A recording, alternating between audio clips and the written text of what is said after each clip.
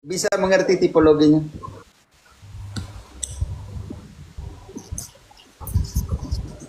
Sangat jelas. Jadi kalau mau tipologi dari salib, ya taf. Orang Israel bebas dari tanah Mesir, ya tanda taf. Kain tidak akan dibunuh oleh siapapun, ya taf. Ayub tapi surat penghakiman harus dimeteraikan dengan materai, tanda taf. Ditandatangani. Makanya salib adalah materai di mana keselamatan itu dimeteraikan. Altar di mana anak domba dipersembahkan. Makanya Paulus bilang, bermegah di dalam salib Kristus. Di dalam Filipi 3:18 dikatakan, aku mengatakan sambil menangis, kenapa kalian menjadi musuh seteru salib Kristus? Filipi bab 3 ayat 18. Kembali dibaca. Karena seperti yang telah kerap kali kukatakan kepadamu, dan yang kunyatakan pula sekarang sambil menangis, banyak orang yang hidup sebagai seteru salib Kristus. Kenapa sih kalian hidup dengan menjadi musuh salib Kristus? Ini baru pertama kali saya dengar setelah gereja berusia lebih dari 2000 tahun ya. Tapi tidak asing bagi saya, karena bagi Protestan salib adalah tanda di mana setan menang atas Kristus. Saya sangat mengerti dalam konteks pemikiran doktrin mereka seperti itu. Ternyata bagi Paulus, bagi kita semua adalah tanda kemenangan. Tanda di mana sang raja menang. Dia melucuti semua pakaiannya setan. Di Kolose 3, di Kolose 2 tadi ayat 13-15. Di mana semua surat hutang kita dipakukan di salib.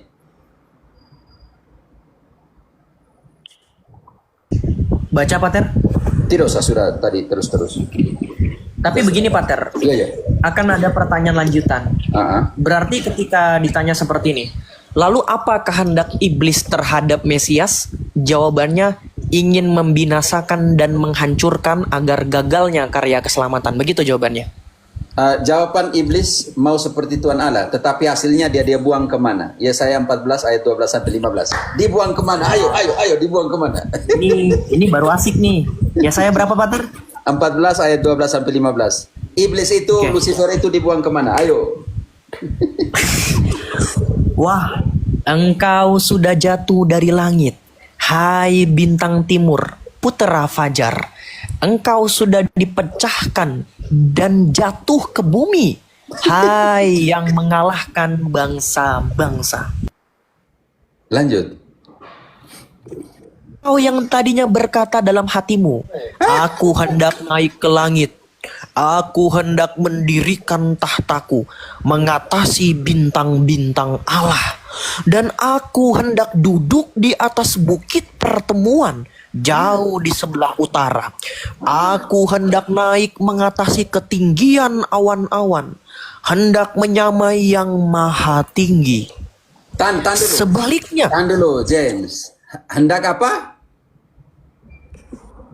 Hendak menyamai yang maha tinggi. Sekarang Allah bilang, sebaliknya. Sebaliknya, ke dalam dunia orang mati engkau diturunkan ke tempat yang paling dalam di liang kubur. Orang-orang yang melihat engkau akan memperhatikan dan akan mengamati-amati engkau seraya berkata, inilah dia yang telah membuat bumi gemetar dan yang telah membuat kerajaan-kerajaan bergoncang, yang telah membuat dunia seperti padang gurun dan menghancurkan kota-kotanya. Ia tidak melepaskan orang-orang yang terkulung pulang ke rumah. Semua bekas raja bangsa-bangsa berbaring dalam kemuliaan. Kemanakah Allah mengirimnya? Saudara-saudara, ke dalam Allah mengirimnya setan ini, Lucifer ini.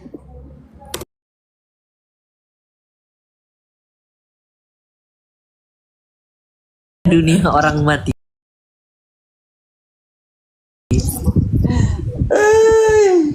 Dan Wahyu 20 ayat 2. Wahyu 20 ayat 2. Mulai dari ayat 2. Oke. Ia menangkap naga, si ular tua itu, yaitu iblis dan setan. Apa? Dan ia menangkap naga itu, si ular tua itu, yaitu iblis dan setan. Adi Markus, sorry, maksudnya setan. Salah lagi ngomong, aduh. Ayat 3-nya. Lalu dibuang kemana? Lalu melemparkan ke dalam jurang maut dan menutup jurang maut itu dan memeteraikan di atasnya supaya ia jangan lagi menyesatkan bangsa-bangsa sebelum berakhir masa 1000 tahun itu. Kemudian daripada itu Herman Kandani ia akan dilepaskan untuk sedikit waktu lamanya. Berarti Allah yang mengontrol dia. Oh, berarti gini Pak Ter ya. Berarti itu selaras dengan Ibrani 2 ayat 14 ya, di mana di situ iblis berkuasa atas alam maut ya, karena Alam Allah maut. melemparkan dia ke situ. Iya, Oh, benar sekali. setelah Maka itu tidak ada melalui kematian Kristus dia itu turun ke alam maut dan menginjak-injak alam maut itu ya. Makanya dalam Wahyu 1:18 Yesus mengatakan aku telah memegang kunci kerajaan maut itu. dan turun dekat sana karena dia yang pegang. Kalau dia sudah kunci setan di sana, siapa mau buka lagi? Logika begitu. Makanya saya bingung ya. Ya saya mengerti karena Protestan punya doktrin seperti itu bahwa salib adalah di mana setan menang atas Yesus. Lucu ya. Tidak baca kitab suci. Sir, Yo. ini mungkin sedikit agak dijelaskan lagi dulu.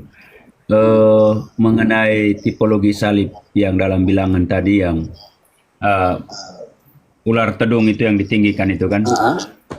Siapa yang melihat itu itu yang pertama. Lalu yang kedua juga dengan hal yang sama. Orang bisa melihat bahwa dalam perjanjian lama itu kan simbol setan itu kan ular. Masa kita harus lihat ke itu lagi? Itu yang pertama. Lalu yang kedua itu mungkin juga bisa disentuh tentang ketika Musa pergi ke raja siapa ini namanya yang dia mau membebaskan semacam dia lagi dia sedang berdiplomasi untuk. Nah itu kan juga tongkat Musa itu berubah dari ular itu juga dalam hal itu kan ada keselamatan dan alam. Mungkin sedikit dijelaskan seperti itu. Itu kalau nggak salah Keluaran bab 5 ayat 5 ya Pak Ter ya. Ya, Keluaran ketika Musa harus berhadapan untuk minta ya berdiplomasi lah kalau bahasa keren. Jadi diplomasi. Konsepnya umat kita itu hanya menangkap secara literer tekstual itu hanya baca ini ular ini kan ngapain kita harus lihat ular itu maksudnya ular itu kan simbol roh jahat itu setan itu. Tapi kok kita harus memandang ular tembaga itu. Lalu nanti kita masuk ke tipologi itu sedikit pengembangan saja. Lalu dengan konfrontasikan dengan kitab Keluaran ketika Musa harus membawa umat Israel untuk menuju tanah terjanji keselamatan itu. Yo itu juga. Oke. 2 Timotius 3 ayat 8 dulu. Kita lihat ke sana sedikit dulu. 2 Timotius 3. Oke. Sama seperti Yanes dan Yambres menentang Musa, demikian juga mereka menentang kebenaran. Akal mereka bobrok dan iman mereka tidak tahan uji. Oke, Yanes dan Yambres adalah dua juru sihir ya, yang berhadapan dengan Musa, tetapi tidak pernah namanya ditulis, ya. Dukunnya Firaun, tukang sihirnya. Tapi tidak pernah ditulis di dalam kitab Keluaran. Kita temukan nama Yambres dan Yanes ada di Talmud atau Misna. Artinya di sini pukulan terberat di Misna. Jadi pukulan terberat untuk Protestantisme juga. Karena apa? Karena tidak semua tradisi, tidak semua yang tertulis dalam kitab suci itu ada di dalam kitab suci. Tetapi ada di mana? ada di tradisi dalam pengertian ini. Ini yang kita lihat dulu. Jadi kalau kita mau lihat dalam pengertian dan bagaimana ketika Musa berhadapan dengan ahli-ahli sihir ini, dan Musa punya tongkat dan atas kuasa Allah tongkat jadi ular, dan dalam pengertian ini kalian bisa baca di kitab Keluaran dan semuanya itu. Dan sedikit sentuh sedikit. Jadi Yohanes dan hampir berhadapan dengan ahli-ahli sihir seperti ini. Yang kedua, tidak ada kaitan, tapi kenapa Yesus menggunakan ular dalam pengertian tipologinya kepada Musa yang meninggikan ular? Ini penting juga. Nanti ular itu kenapa ular dalam pengertian itu yang kita mau lihat sedikit, yang Patir mau seperti itu. Oke, ketika Yesus mengambil tipologi penyalipannya di dalam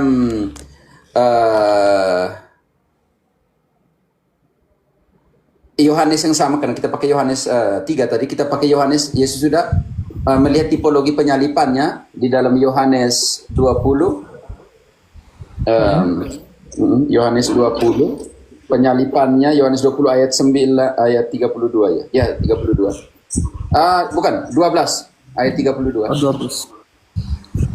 Dan tampaklah olehnya dua orang malaikat berpakaian putih, yang seorang duduk di sebelah kepala, yang lain di sebelah kaki, di tempat mayat Yesus terbaring. 12 ayat Lanjut, Pater. 32. Yohanes 12. Oh, oke. Ayat 32. Sorry. Oke. Dan aku, apabila aku ditinggikan dari bumi, aku akan menarik semua orang datang kepadaku. Dan ketika aku di mana ditinggikan dari bumi, aku menarik semua orang Datang kepadaku. datang kepadaku. Pada saat di mana dia ditinggikan? Pertanyaan kita. Pada saat di mana dia menarik semua orang kepada dia? Pada saat di mana Yesus ditinggikan, dan pada saat itu tadi ayat sangat jelas mengatakan, pada saat aku ditinggikan, aku akan menarik semua orang kepadaku. Pada saat Disalib, penyalipan. pada saat di penyalipan. Dan kita kembali lagi sedikit ke bab 3 ayat 14-15. Dia menggunakan tipologinya antitipo yang ada di bilangan. Ini penting sekali. Pada saat di mana dia dia menarik semua orang kepadanya, yaitu pada peristiwa salib. Dan untuk peristiwa salib ini, dia menggunakan tipologinya kepada bilangan 21. Oke, kita baca dulu yang dia punya pernyataan Yesus sendiri, oke? Tidak seorang pun yang telah naik ke surga selain daripada Dia yang telah turun dari surga, yaitu Anak Manusia. Dan sama seperti Musa meninggikan ular di padang gurun.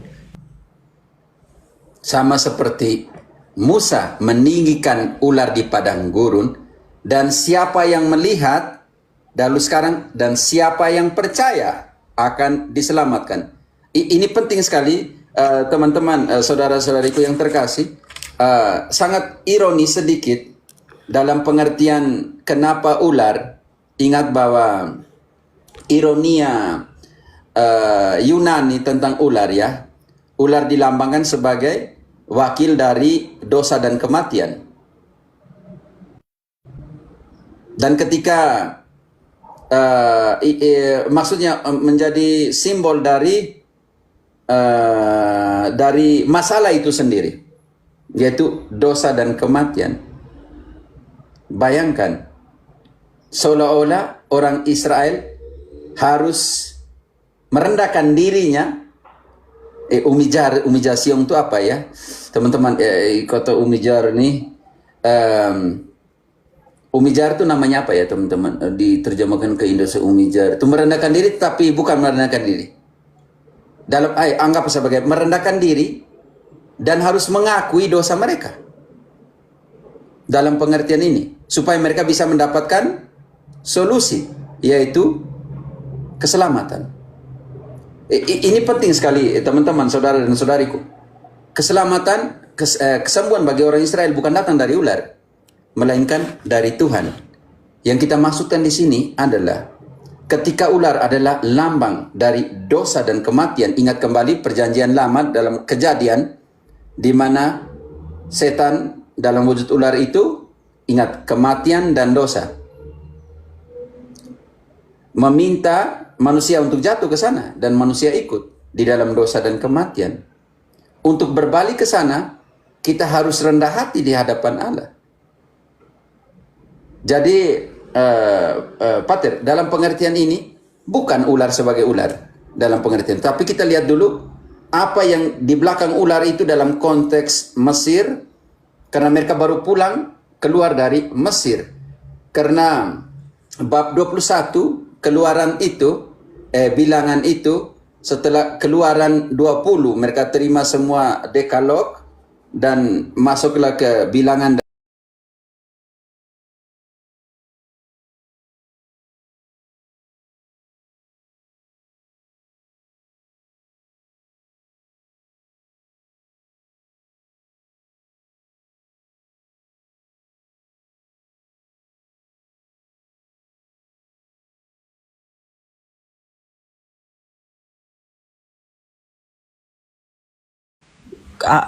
Jackson tuh pernah baca dalam satu dalam satu komentar Bapak Gereja ya. Jadi katanya salib dalam kitab Perjanjian Lama itu memang mengikuti tradisi dan budaya Mesir pada saat itu, memang melambangkan suatu kejahatan, Tapi kalau dari melambangkan suatu kejahatan.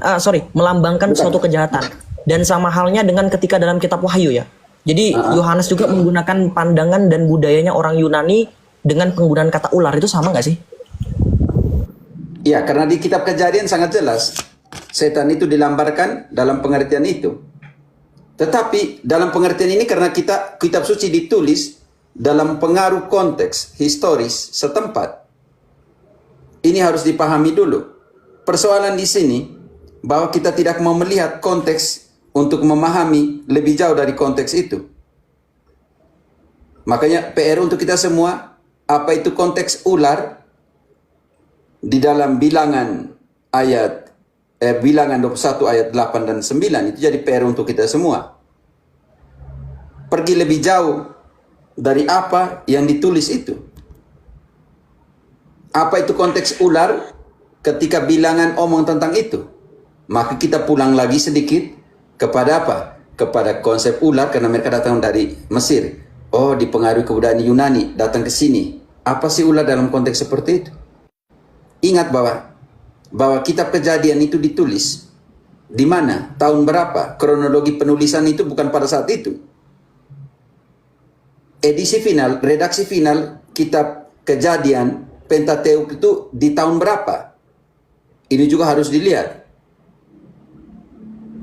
Persoalan, jangan pakai konteks ini. Oh, Kejadian waktu Allah menciptakan itu langsung ditulis. Tidak. Redaksi Kejadian penciptaan dalam konteks pertama, bab pertama, ketika orang Israel mengalami masa persekusi dan pembuangan di Babilonia, yang berhadapan dengan Dewa Marduk, dewa orang Babilonia yang mengatakan Marduk menguasai semua. Disinilah tradisi penulisan kembali lagi, mereka mengingat kembali tradisi lisan mereka dan mulai menulis. Tidak, Yahweh itu seperti ini. Dia menciptakan, dia lebih kuat, lebih hebat daripada Marduk. Ini juga harus lihat dalam konteks penulisan itu. Tradisi, kebudayaan di samping kiri kanan mempengaruhi sekali bagaimana proses penulisan itu, penulisan kitab suci itu dibuat. Saya pikir terpenting sekali untuk memahami konteks sedikit ular. Lihat, oh ya, Kejadian 3. Oh ya, liar juga nanti ada di hubungannya di mana?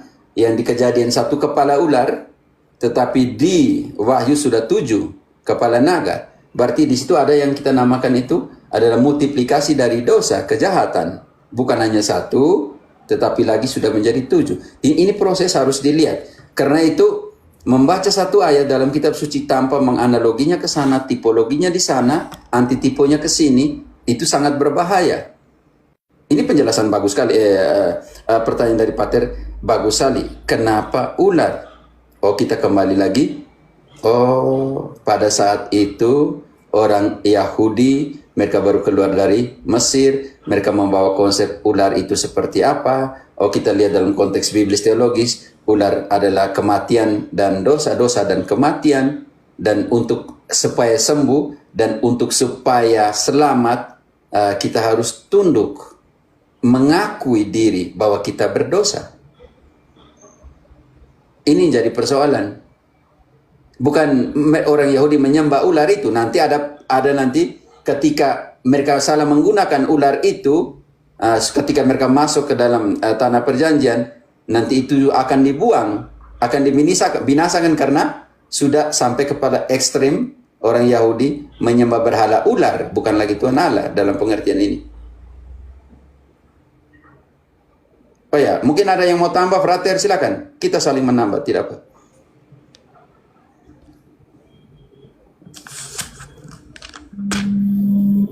Frater, teman-teman. Yo, kayak. Ya, itu bagi teman-teman Katolik memang seperti itu karena memang mereka baru saja keluar dari Mesir dengan berbagai macam konteks, Pak. Istilahnya itu dalam kita membaca itu kan konteks dekat dan konteks jauh dalam tafsiran kita itu. Nah, kenapa digunakan ular tembaga itu? Karena supaya mereka masih mengingat peristiwa mereka ketika Musa sedang berdiplomasi dengan Firaun itu, kemudian dalam tanda petik begini, keselamatan pertama mereka mulai rasakan ketika dibebaskan, istilahnya keluar dari Mesir sudah itu. Sehingga penggunaan itu untuk mengingatkan mereka, remembering, bahwa apa namanya itu secara konteks dekat mereka itu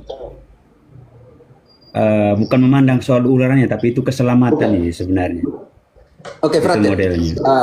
Ya, yang ini dari terjemahan langsung dari Ibrani dan Yunani. Ini penting sekali ya. Penting sekali ini kita Katolik punya. Dia menjelaskan ular itu dalam pengertian yang hebat banget ya. Una nueva sublevación atrajo de nuevo castigo. Artinya, mengingatkan kembali ketika mereka dicambuki di Mesir. Makanya penting sekali. Kan rasanya sakit. Ular itu seperti cambukan. Oke? Dalam pengertian itu. Los ministros de él fueron serpientes venenosas. Mereka yang di Mesir itu, yang mencambuki, memukul orang-orang Yunani, orang-orang Ibrani itu, seperti ular yang venenosa, ular yang beracun. Ini penting sekali. Seperti cambukan yang digunakan di sana, di Mesir itu, menimbulkan demam dan sampai membawa kematian. Demikian juga gigitan ular seperti cambuk yang ada di dalam perjalanan mereka itu.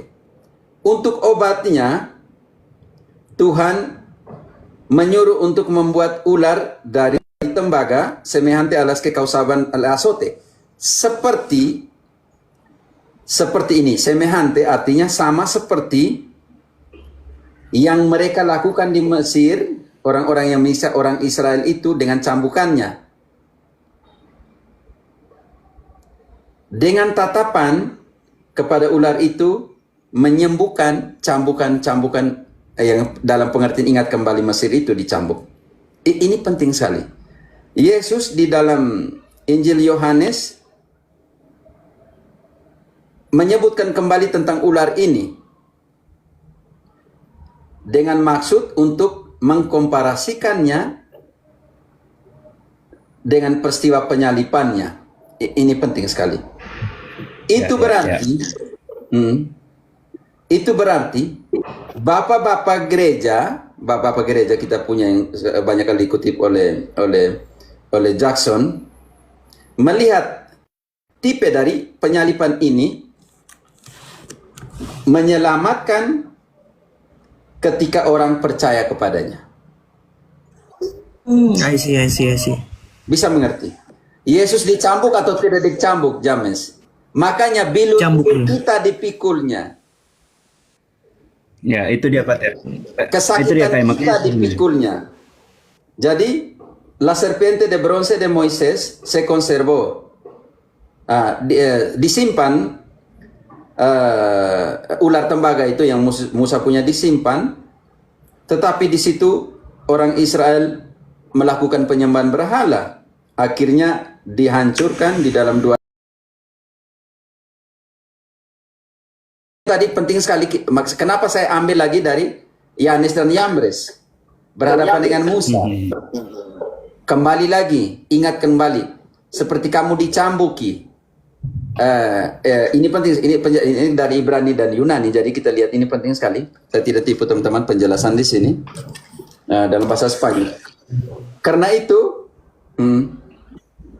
kalau tidak mengerti dalam konteks memang rusak. Iya itu tadi. Makanya Betul, Pater, yang tadi saya bilang itu kan mereka baru saja keluar nih, istilahnya peristiwa baru hangat. Makanya pakai dua, yang Protestan punya, dia tidak menjelaskan akar ini. Ternyata yang Katolik punya, ya menjelaskan itu. Dan di dalam komentar tentang kitab suci semua ini teman-teman, dalam komentar tentang kitab suci, kita lihat kitab Bilangan di sini. Itu penting sekali ya teman-teman. Saya bantu dulu nanti ke Pater lagi. Di dalam bilangan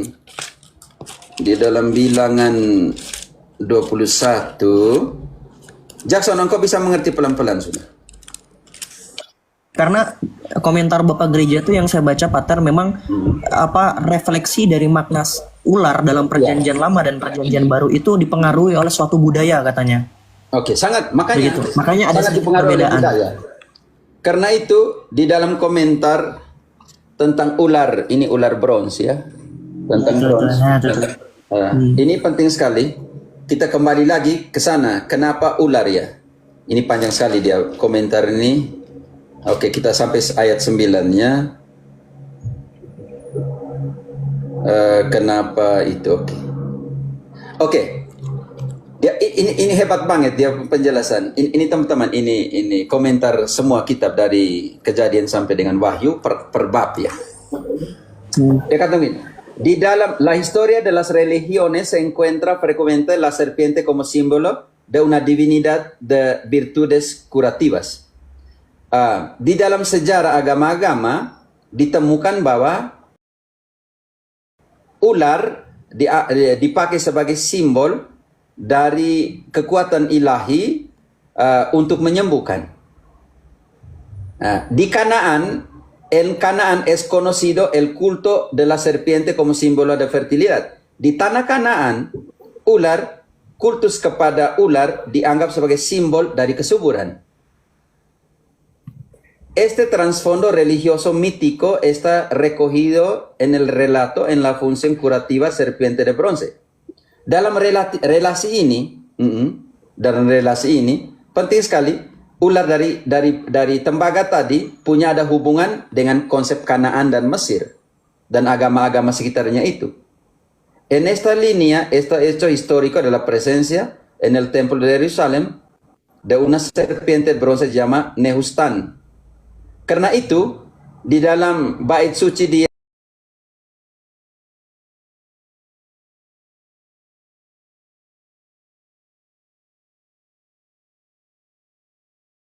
dalam itu asalnya tidak dikenal. La piedad popular hizo ella un ídolo dan devosi popular menjadikan ular itu, Nehustan itu sebagai berhala, dan Raja Hezekiah dalam reforma spiritualnya dijadikan menyuruh untuk menghancurkannya. Yang tadi, yang ular yang dari bronze tadi itu, yang tembaga tadi, dibawa sampai dengan bait suci ya teman-teman. Dihancurkan itu dalam 2 Raja-Raja 18 ayat 4 oleh Raja Hezekias. Relasi ini punya kunci penting di dalam origin dari berhala ini, yaitu orang-orang dari tanah Kanaan. Jadi makanya tadi kalau kita mau lihat bahwa ada penjelasannya panjang terus ke bawah, tapi saya cukup sampai di situ. Jadi ketika mereka melihat ular artifisial tadi, dan mereka menjadi sembuh dalam pengertian ini, kekuatan untuk menyembuhkan, untuk menyamakan, menyelamatkan itu bukan dari ular itu, melainkan dari Allah. Ini yang harus kita perhatikan. Jadi saya pikir ini teman-teman, Bapak-bapak gereja menjelaskan ini bukan hasil karangan bebas ya. Jadi studi penting sekali, mengingatkan kembali ketika kamu dicambuk dulu karena tidak taat. Karena kamu dicambuk dulu karena terlalu mengeluh dalam semuanya itu. Dan butuh siapa yang menyelamatkan kalian. Maaf, butuh siapa yang Sama ya Pak Ter ya? Dengan 1 Korintus 13:8 yang dalam Vulgata itu kan kalau nggak salah tentang kasih itu kan ada sedikit lebih ya. Kalau dari terjemahan Hieronymus kan. Itu kan kalau nggak salah pengaruh budaya juga ya. Bahasa Latin dengan bahasa Yunani kan, kalau nggak salah. Sangat jelas. Jadi teman-teman, pengaruh budaya sangat jelas sekali. Karena itu ketika Paulus berhadapan dengan filsuf Yunani, dia sangat dalam kisah 17, seperti yang dikatakan oleh para pujanggamu. Di dalam dia kita bergerak, di dalam dia kita ada, di dalam dia kita hidup. Seperti yang dikatakan pujangga-pujanggamu. Bagaimana Paulus sendiri menggunakan tulisan filsuf-filsuf pujangga-pujangga Yunani untuk menjelaskan tentang Allah.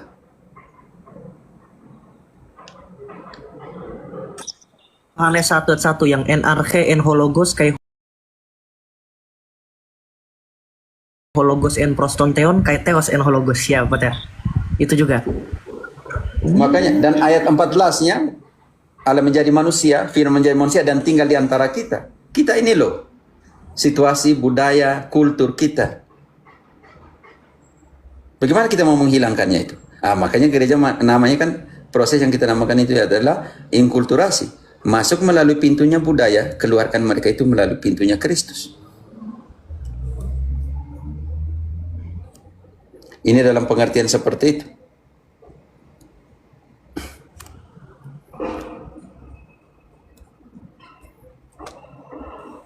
Oke, Pater, bisa memahami itu dalam pengertian itu.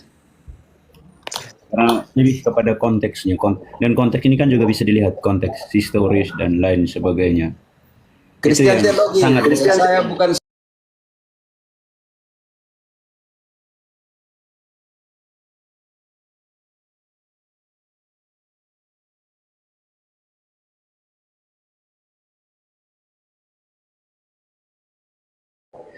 diskusi pun dia omong tidak saya jelas, bukan cari macam tenar, saya bukan cari apa tidak. Saya lebih baik mengajar yang tanya begini supaya umat Katolik mengerti.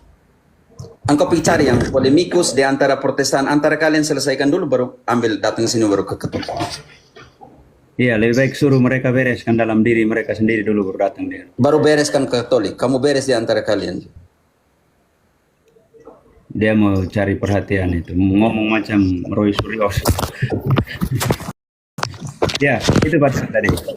Karena memang beberapa umat kita kan agak mereka bertanya sekitar itu. Saya bilang lihat konteksnya karena mereka baru saja keluar dari perbudakan di Mesir lalu mereka sedang dalam perjalanan menuju tanah janji. Biar mereka lebih dekat. Nanti dia naik, nanti dia bantah semua ini. Komentar ini dia bantah semua. Macam yang dia punya kitab suci. Mudah ngambil kitab suci orang lain. Bikin aneh-aneh lalu bermuka gaya lagi. Kau pergi ke diskusi dengan kau pendeta tuh undang Estra Foru, undang MYM, undang ini Edis TV, undang itu kamu diskusi di antara kalian selesaikan. Buat kamu punya konsili dulu, konsili Protestantisme Indonesia. Setelah itu baru datang ke Katolik.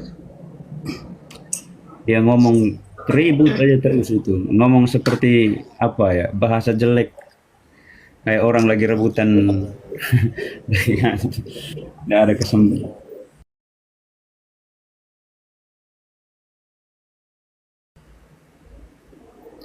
Oke. Salam dulu, Lisa. Halo Lisa. Ada Lisa di situ, sama Rex di bawah itu. Oh ya. Halo, sorry, kayaknya kepencet ya, Robo. Oh santai aja Lisa, santai aja. Sudah di atas mau lari bagaimana lagi? sorry. Oh Lisa dari mana Lisa? Maaf, santai aja. Jakarta, Robo. Katolik, Bisa. Protestan. Aja, aja. Ya, Katolik, Rob. Oke, mantap. Ada sesuatu yang menggoncang jiwamu? Ya, anu Kak, Pater. Ini Yo. Cilisa ini suka curhat, dia katanya suka nonton live-nya Pater di grup. Iya. Grup apa lagi? Grup pembelajaran gitu Pater. Jadi ya anak-anak yang baru masuk Katolik yang dalam proses katekumen itu ngumpul di situ dari Islam, dari Protestan gitu. Jadi di situ kita ada buat persekutuan doa. Saya pernah kasih tau nanti Pater kalau dulu. ada pembelajaran nanti masuk saya masuk juga, oke. Boleh, Jangan lupa. boleh. Kalau butuh Zoom beritahu ya, James. Kalau pertemuan kalian butuh Zoom beritahu. Oh boleh Pater, kalau Pater mau ngisi. Ada? Enggak, maksudnya ada Zoom untuk Zoom bebas, Zoom yang tanpa batas waktu. Kalau mau pakai beritahu. Ada Om Jimmy dan semua bilang. Hari ini kami pakai, kecuali hari Kamis ya. Hari Kamis jangan kalian pakai. Terima kasih Pater. Tapi kalau Pater mau ngisi boleh? Atau Pateran juga? Oh iya, undang-undang aja teman-teman yang mantan-mantan di sana tuh mau Islam, mantan Islam atau mantan yang RT 16 kalau kita mau gabung tema apa ya, kita omong-omong ke bincang-bincang sih ya. Oh, buat rekoleksi kecil atau retreat virtual. Di sini ada partner mereka di sini. Maksud saya begini, pos katekumennya itu yang tidak kita perhatikan. Ongoing Setelah- information ya, setelah- Pater. Ya, Ongoing setelah katekumen information. mereka tidak tahu mau kemana atau mau bagaimana lagi dengan iman Katolik. Romo. Biasanya tuh kan Pater, mereka tuh kan ada naik ke room Katolik dari Islam terutama, mereka kan masih buta banget tentang Katolik tuh, biasanya kami satukan dalam grup. Nanti di situ mereka biasanya bertanya tentang iman Katolik, kami juga arahkan buat masuk ke roomnya Romo juga biasanya. Ada sih Lisa, Aca, silakan, Lia. Lisa, engkau dari mana dulu? Saya dari Jakarta, dari Regina Celly.